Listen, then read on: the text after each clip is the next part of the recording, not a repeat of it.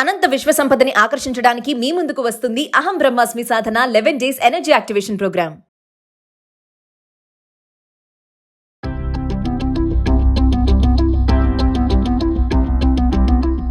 నమస్కారం, నేను మీ అడ్వకేట్ సంగీత.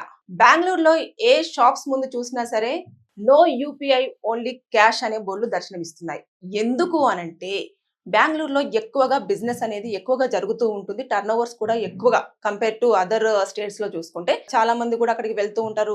బల్క్ లో ఏదైనా ఉంటే వస్తువులు కానివ్వండి అవన్నీ కూడా మనకు చీప్ లో వస్తాయి అని చెప్పేసి కొనుక్కొని రావడం ఇలాంటివి మనం చూస్తూ ఉంటాం. ఎక్కువగా టూరిస్టులు కూడా వెళ్ళడము ఇదంతా మనం చూస్తాం. సో బెంగళూరులో ఎక్కువగా టర్న్ ఓవర్ ఉన్న నేపథ్యంలో జిఎస్టి అధికారులు ఒక్కసారి అసలు చిరు వ్యాపారులు జిఎస్టి కడుతున్నారా లేదా, వారికి ఇన్కమ్ ఎంత వస్తుంది అని మొత్తం ఆరా తీయడం స్టార్ట్ చేసిన తర్వాత ఏదైతే పానీపూరి బండితో సహా పెద్ద షాపింగ్ మాల్స్ వరకు ప్రతి ఒక్కరి కూడా లెక్కలు చూడడం జరుగుతుంది.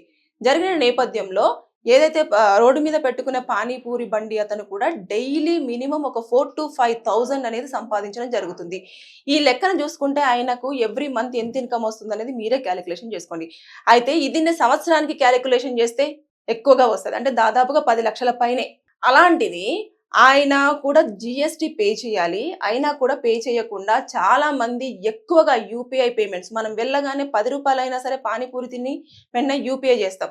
చిన్న ఏదన్నా షాప్ లో కొనుక్కుని చాక్లెట్ కొనుక్కున్నా సరే అదొక 10-20 రూపాయలైనా మళ్ళీ యూపీఐ చేస్తాం. 1 రూపీ అయినా సరే మనము జీపే కానీ, ఫోన్ పే కానీ, పేటిఎం కానీ ఇవన్నీ కూడా మనము చేస్తూ వస్తూ ఉంటాం.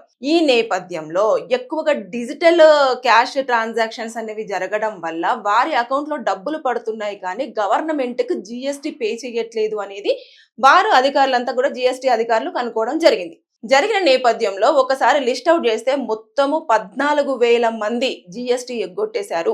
జిఎస్టి కట్టకుండానే వారి బిజినెస్లు అనేవి చేయడం జరుగుతుంది అని చెప్పేసి ఒక 5,500 మందికి నోటీసులు ఇష్యూ చేశారు.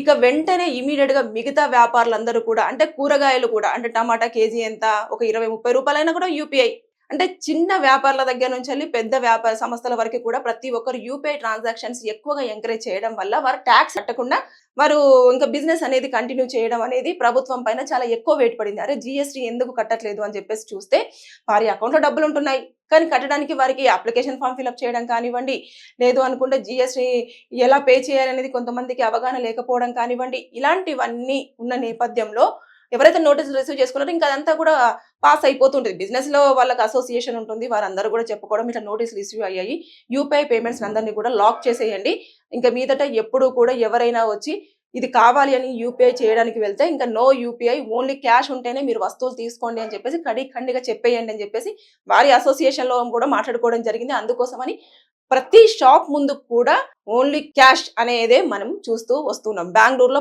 ప్రస్తుతానికి స్టార్ట్ అయిపోయింది. ఇక దాని నేపథ్యంలో ఎక్కువ మంది చూస్తూ ఉంటే మనము 2020 నుంచి, అంటే 2020 నుంచి ఈ కరోనా ఎక్కువగా ఎఫెక్ట్ అవ్వడం నేపథ్యంలో ఎక్కువ క్యాష్ అనేది మనం క్యారీ చేయడం అనేది మానేసాం. దానితోటి యూపీఐలు కూడా ఎక్కువగా అప్పటి నుంచి కూడా మార్కెట్ లో ఎక్కువగా ఏ చిన్నదానికైనా కూడా స్కానర్ ఓపెన్ చేయాలి, స్కాన్ చేయాలి, డబ్బులు పే చేయాలి. ఎట్ ఏ టైం మనం ఒక 1 lakh రూపీ అనేది కూడా మనం డిజిటల్ నుంచి వెళ్ళి ట్రాన్సాక్షన్ చేయడానికి ఉంటుంది, అంటే ఫోన్ పే కానివ్వండి, గూగుల్ పే కానివ్వండి. అదే ఎమర్జెన్సీ, హాస్పిటల్ ఎమర్జెన్సీ అప్పుడు 5 lakhs వరకు ఉంటుంది. అయితే ఈ తరుణంలో ఇంకా మన పాకెట్ లో 10 రూపాయలు కాదు కదా, 1 రూపీ కూడా దొరకడం చాలా కష్టమైంది. అంటే క్యాష్ అనేది మార్కెట్ లో ఎక్కడ కూడా క్యాష్ అనేది కనిపించదు, అంతా కూడా ఆన్లైన్ ట్రాన్సాక్షన్స్ ఇవే జరుగుతూ వస్తున్నాయి కాబట్టి. కానీ ఇక్కడ మనం ఒకటి ఆలోచించాల్సింది ఏంటంటే గోల్డ్ షాపులలో మాత్రం వారు ఎట్టి పరిస్థితుల్లో యూపీఐని ఎంకరేజ్ చేయరు. వారికి తెలుసు, అంటే మనం ఇంత జిఎస్టీ పే చేయాలి కాబట్టి మనము బెటర్ టు అవాయిడ్ యూపీ అని చెప్పేసి ముందుగానే వారు అనుకొని వాళ్ళు క్యాష్ అయితేనే తీసుకుంటారు. ఒకవేళ మా దగ్గర క్యాష్ లేదంటే ఒక సర్టన్ అమౌంట్ వరకు మాత్రమే యూపీఐ చేయించుకుంటారు, మిగతాది మాత్రం ఖచ్చితంగా మీరు క్యాష్ లో పే చేయండి అని చెప్పేసి చెప్పడం జరుగుతుంది. ఇప్పటి వరకు మనం చూస్తాం మార్వాడి వాళ్ళ దాంట్లో అసలు యూపీఐ స్కానర్సే సరిగ్గా కనిపించవు, వారంతా కూడా క్యాష్ ఇవ్వండి, క్యాష్ అంతే, క్యాష్ తీసుకొనే మనము బిజినెస్ చేయాలి అని చెప్పేసి అన్న ధోరణిలో వాళ్ళు ఉండడం జరుగుతుంది. అంటే ఇక మీదట ఏ చిన్న షాపింగ్ మాల్స్ లో కానివ్వండి, అదే విధంగా రోడ్డు మీద ఉండే పానీపూరి బండి కానివ్వండి, చిన్న కూరగాయల మార్కెట్ కానివ్వండి, ఇక్కడ మీరు కనుక యూపీఐ పేమెంట్స్ చేస్తాను అంటే వారు యాక్సెప్ట్ చేయడానికి రెడీగా ఉండట్లేదు. ఇప్పుడు బెంగళూరులో స్టార్ట్ అయిపోయింది. నెక్స్ట్ గుజరాత్, తర్వాత నెక్స్ట్ ఏపీ, అలా ఒక్కొక్క స్టేట్ ని వాళ్ళు టార్గెట్ చేసుకుంటూ రావడం జరుగుతుంది. ఇప్పటి వరకు ఎంతమంది జిఎస్టీ అనేది పే చేయడం జరిగింది, వారి జిఎస్టీ ఇంతవరకు క్లియర్ గా ఉందా లేదా అనేది కూడా అధికారులు మొత్తం చూడడం జరుగుతుంది. అంటే వారి ట్రాన్సాక్షన్ లెక్కలు ఉంటాయి కదా, అవన్నీ కూడా ఎవ్రీ మంత్ ఎంత వారికి అకౌంట్ లో క్రెడిట్ అవుతుంది, సంవత్సరానికి ఎంత క్యాలిక్యులేట్ అవుతుంది అనేది చూడడం జరుగుతుంది. అంటే ఈ లెక్కన చూసుకుంటే దాదాపుగా 20 నుంచి 40 లక్షల వరకు ఉన్న సంవత్సరానికి ఎవరైతే సంపాదిస్తున్నారో వారందరూ కూడా జిఎస్టీ కట్టే లిస్ట్ లోకి రావడం జరుగుతుంది. కాబట్టి జిఎస్టీ కట్టకుండా ఎగ్గొడుతున్నారు, దీనివల్ల మనకు చాలా నష్టం జరుగుతుంది అని ప్రభుత్వం భావించింది. కాబట్టి ఈ అధికారులు రంగంలోకి దిగారు, మొత్తం ఇన్వెస్టిగేషన్ అనేది చేస్తూ ఉన్నారు. ఇప్పటి వరకు అయితే ఏవైతే నోటీసులు ఇచ్చారో వారందరి దగ్గర నుంచి కూడా డబ్బులు కలెక్ట్ చేయడంలో చాలా నియమంగానే ఉండడం జరిగింది. అంతేకాకుండా ఇంకా మిగతా వారికి కూడా నోటీసులు సర్వ్ చేయడానికి అన్ని రకాల ఏర్పాట్లు కూడా జరుగుతున్నాయి. అంటే ఒక్కొక్క టీం వాళ్ళు ఒక్కొక్క రకంగా, కొంతమంది నోటీసులు ప్రిపేర్ చేయడంలో బిజీగా ఉంటే కొంతమంది నోటీసులు ఇష్యూ చేస్తున్నారు. ఇలా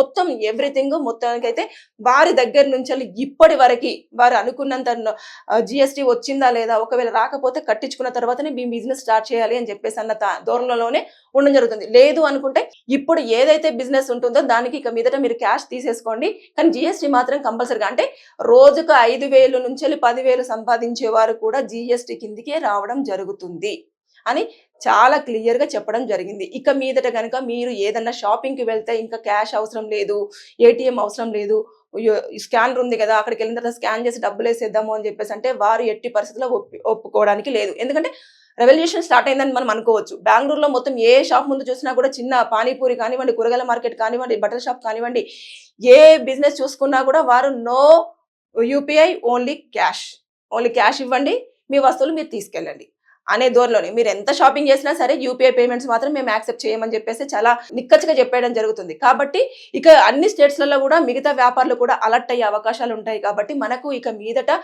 యూపీఐ స్కానర్స్ కనిపించకపోవడం, దానికి ఎక్కువగా ఆస్కారం ఉండే అవకాశాలు ఉన్నాయి. కాబట్టి మీరు ఇక మీదటనైనా క్యాష్ ని క్యారీ చేయడానికి అలవాటు పడండి. ఇక డిజిటల్లో ఎక్కువగా క్యాష్ అనేది మనం ట్రాన్సాక్షన్ చేసినట్టుగా మనకు తెలిసినా, లేకపోతే వారు కూడా ట్రాన్సాక్షన్స్ ఎక్కువగా రిసీవ్ చేసుకున్నా కూడా ట్యాక్స్ ఖచ్చితంగా కట్టాల్సిందే. జిఎస్టీ పే చేయకుండా వారు చాలా తప్పించుకుంటున్నారు అన్న ధోరణి కిందనే ప్రభుత్వం వారిని లిస్ట్ లో చేర్చడం జరుగుతుంది, వారికి నోటీసులు ఇవ్వడం జరుగుతుంది. ఒకవేళ కనుక అప్పటికి మీరు ట్యాక్స్ కట్టకపోతే ఏదైతే షాప్ ఉంటుందో ఆ షాప్ ని సీజ్ చేయడం జరుగుతుంది. అంటే ట్యాక్స్ కట్టేంత వరకు కూడా అది సీజ్ లో ఉంటుంది. ఎప్పుడైతే మీరు క్లియరెన్స్ సర్టిఫికేట్, ఇంకా ట్యాక్స్ ఏమీ లేదు అని చెప్పేసి క్లియరెన్స్ సర్టిఫికేట్ తీసుకొచ్చుకుంటారో అప్పుడు ఇంకా షాప్ అనేది మళ్ళీ రన్ చేసుకోవడం జరుగుతుంది. అది ఈవెన్ చిన్న బడ్డీ కొట్ల దగ్గర నుంచి కానివ్వండి, పెద్ద షాపింగ్ మాల్స్ వరకు. అంటే కొంతమందికి దీని మీద అవగాహన ఉంది కాబట్టి మనం చూస్తూ ఉంటాం. కొన్ని షాపింగ్ మాల్స్ లోకి వెళ్తే నో యూపీఐ అండి, ఓన్లీ క్యాష్ అంటారు. మనం కొన్నిసార్లు రిటర్న్ అయిన ఛాన్సెస్ కూడా ఉంటాయి.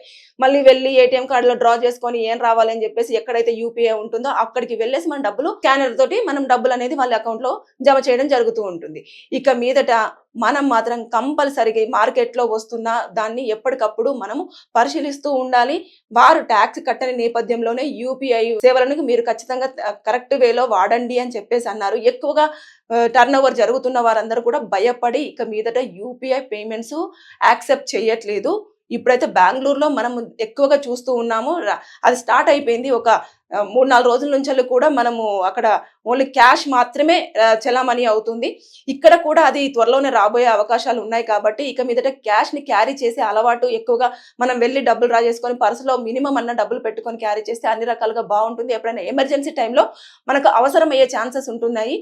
సో ప్రభుత్వం అన్ని రకాలుగా ప్రతి దాని మీద దృష్టి సారిస్తూనే ఉంది. ఒకదాని తర్వాత ఒకటి మనకు ఎప్పటికప్పుడు అప్డేట్స్ ఇస్తూనే ఉంది. కాబట్టి దాని ప్రకారంగా మనం కూడా గవర్నమెంట్ రూల్స్ అన్ని పాస్ చేస్తున్న దాని విధంగానే మనం ఫాలో అవుతే అన్ని రకాలుగా మనకు బెటర్గా ఉంటుంది. ఇంకా యూపీఐ ఉంటుంది కదా అంటే ఇంకా ఉండకపోవచ్చు. అంటే మనకు యూపీఐ రెవల్యూషన్ ఎంతవరకు మనం రిసీవ్ చేసుకున్నాము. చాలా మంది ఇప్పుడు చదువు రాని వాళ్ళు కూడా ఖచ్చితంగా స్కానర్ ఓపెన్ చేయాలా, డబ్బులు కొట్టడం వచ్చిందా, పిన్ కొట్టామా, ఇంకా డబ్బులు వెళ్ళిపోయాయా, ఆ సౌండ్ వస్తుందా లేదా, వారికి అంతవరకు తెలుసు. ఇంకా మిగతా వాళ్ళందరూ కూడా ఓకే మీకు వచ్చేసాయి అని చెప్పేసి వారు డబ్బులు వచ్చేసాయని చూపించడం స్కానర్ తోటి ఇవన్నీ జరుగుతున్నాయి కదా. ఇక మీదట అవన్నీ కూడా క్లోజ్ అయినా కూడా ఆశ్చర్యపోనవసరం లేదు. ఎందుకంటే ఏదైతే ట్యాక్స్ ఉంటుందో వారు జిఎస్టీని పే చేసే వారందరూ కూడా వారు బర్డెన్ గా ఫీల్ అవుతున్నారు. కాబట్టి ఎక్కువగా టర్న్ ఓవర్ జరిగే వారికి నష్టం వాటిల్లే అవకాశాలు ఉన్నాయి. కాబట్టి దాని నేపథ్యంలో వాళ్ళు ఇక మీదట ఓన్లీ క్యాష్ అనేది మాత్రమే మార్కెట్లో ఎక్కువగా వచ్చే ఛాన్సెస్ కూడా మనం చూడబోతామని నేనైతే అనుకుంటున్నాను. సో కాబట్టి మీరు క్యాష్ అనేది ఎట్టి పరిస్థితుల్లో ఇక మీదట ఇప్పటి నుంచి, అది మన స్టేట్ కాదు కదా, బెంగళూరులో కదా జరిగింది, ఇంకా కర్ణాటకలో జరుగుతుంది కాబట్టి మన దగ్గర ఎందుకు జరుగుతుంది అని కాదు. నెక్స్ట్ స్టెప్స్ అన్ని కూడా ఒక్కొక్క స్టేట్ మీద జిఎస్టీ అధికారులు దాడి చేయడానికి, అంటే షాపింగ్ మాల్స్ కానివ్వండి, అదే అన్నింటి మీద కూడా చూస్తున్నారు. కాబట్టి మనకు ఇబ్బంది రాకుండా ముందుగానే క్యాష్ అనేది మీ దగ్గర పెట్టుకుంటే ఉత్తమం. అంటే ఒకవేళ అందరూ క్యాష్ క్యారీ చేస్తే మళ్ళీ డబ్బుల కొరత అనేది ఖచ్చితంగా రావడం జరుగుతుంది. ఎందుకంటే ఏటీఎంలలో సరిగ్గా మనీ ఉండకపోవడం, సరైన టైంలో మనీ దొరకకపోవడం, ఇలాంటివి కూడా మనం ఫేస్ చేసే అవకాశాలు ఫ్యూచర్లో చూడొచ్చేమో.